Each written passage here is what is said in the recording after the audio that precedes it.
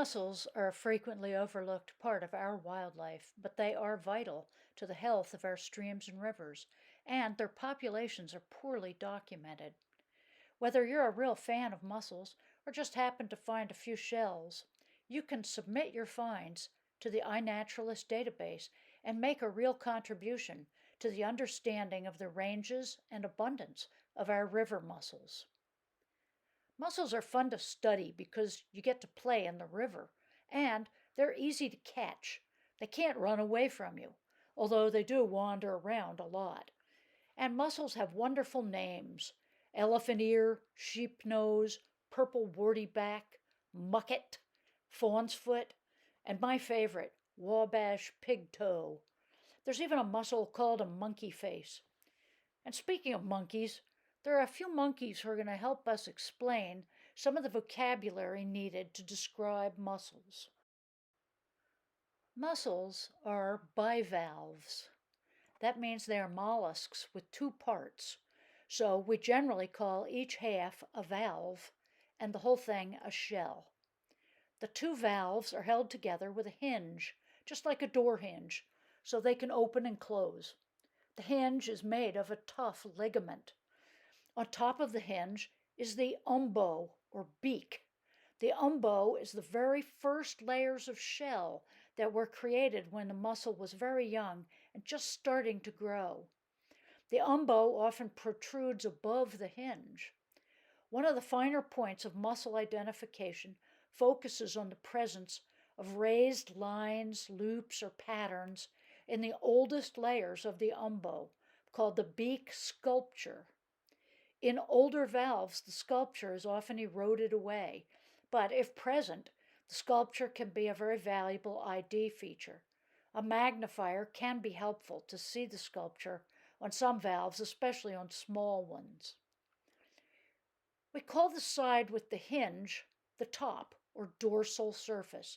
That makes the other side the bottom, or ventral surface. The shape of most mussels tends to lean in one direction. The end it leans toward is the front, or the anterior. That makes the other end the back, or posterior. If you place a mussel with the hinge on top and you face in the same direction as the anterior end, the left valve will be on your left side and the right valve will be on your right side. Inside the hinge are teeth that mesh together to keep the two valves in perfect alignment. There are all different sizes and shapes of teeth. Some mussels have big, robust teeth. Others hardly have any, or have none at all. The teeth in the left valve are often different than the teeth in the right valve. Mussels that have teeth usually have two kinds. The pseudo-cardinal teeth, usually compact, often triangular, and located right under the umbo.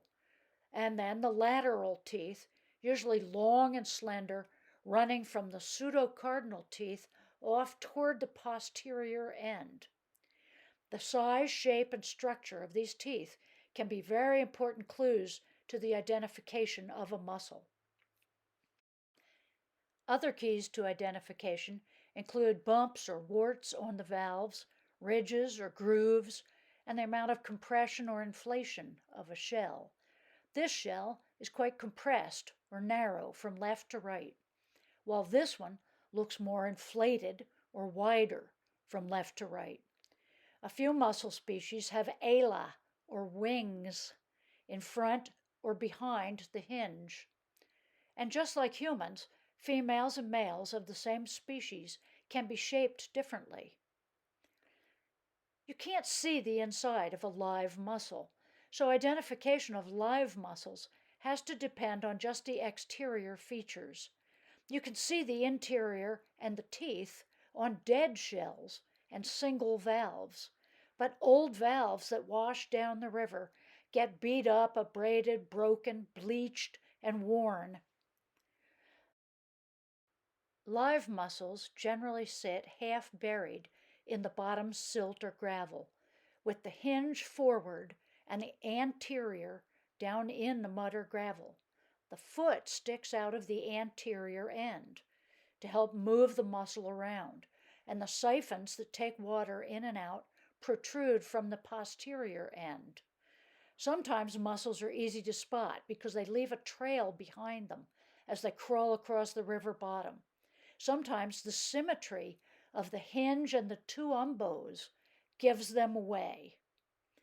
Mussels can get heavily coated with algae and dirt. I clean them off so that the colors, markings, texture, and the shape show to the best advantage. I carry with me a little scrub brush and a toothbrush to get in all the little crevices. Once they're cleaned up, I photograph them. You don't need a fancy camera. A camera phone or a little pocket camera does a fine job. Good photos for identification show the valve or live mussel from dorsal, ventral, anterior, and posterior views. You should also get photos looking straight on at both the left and right valves to show the overall shape of the shell and any markings, colors, bumps, or wings. On a dead valve, you can also include shots of the whole interior and the teeth from several angles and up close. Go in really close for a shot of any beak sculpture. I try to get out of the bright sun to avoid harsh shadows.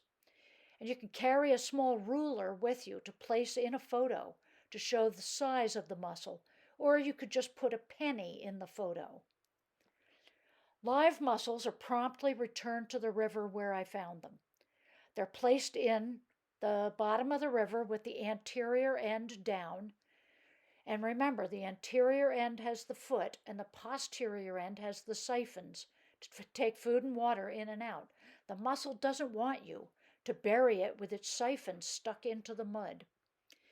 We have some rare and even endangered species that occur in the rivers here in northern Illinois. So don't collect mussels. Just find them, photograph them, and return them to the river. Reporting to iNaturalist is easy. You need to establish an account, then just choose your best photos and post them, making sure that you've got the correct date and location. I don't trust the iNaturalist artificial intelligence to identify the mussel species. Sometimes iNaturalist artificial intelligence gets it just right, but other times it's way off base. If I'm unsure of the identification of a mussel, I just wait for some of the online experts to look at my post and give me their opinion, and I learn a lot from those folks.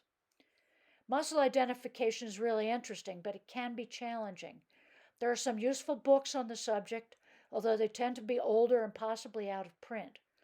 This is the best guide I've found for our area in northern Illinois and Chicago, and it's available for free online.